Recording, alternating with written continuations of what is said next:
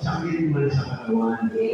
Dahil naniniwala kami, Panginoon Jesus, ikaw ang aming dakilang manggagamot, buhay na manggagamot, walang pinipiling sakit na ginagawa. At higit sa lahat, Diyos na naniniwala, araw-araw sa aming buhay. Kaya naniniwala kami for 39 years dito sa Lamahayag Chapter, marami kang pinagaling. Marami kang binagong buhay. Marami kang pinagalupan ng lahat ng biyaya at grasya ng iyo. Pero naniniwala kami, Panginoon, na hindi ka patapos sa gawain na iyo. Mayroon nakalaan bawat isa sa amin sa handong ito na pagpapala, biyaya at kagalingan doon sa mga kahilingan. Sa pangalan ni Jesus, inikilala po namin na ang hapon nito ay isang hapon at isang anibersaryong matatagumpay. Sa pangalan ni Jesus, ang lahat ay sumigaw na sa pangalan ng Ama, Anak, Espiritu Santo. Amen.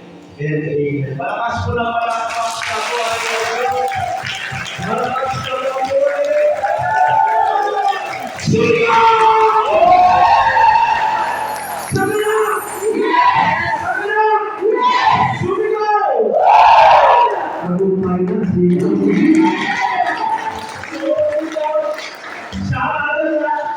Yes. Hallelujah! Igalaw na namin ikaw, lahat ang sumalaw at sumalaw sa akin ito ang siyempre!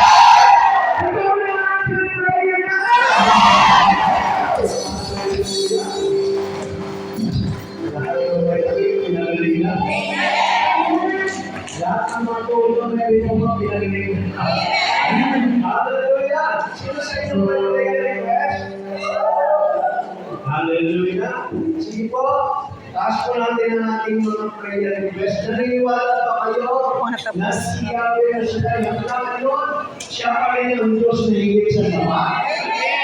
Naniniwala pa kayo na si Jesus siya pa rin yung higit sa lahat ng mga gagamot natin?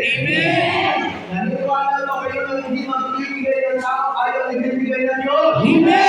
Hallelujah! Sige, taas po natin ang ating mga prayer request. Ayon po sa Panginoon, ayon sa salita ng Diyos, sabi dito, at anumang hihingin ninyo sa pananalangin, ay tatanggapin ninyo.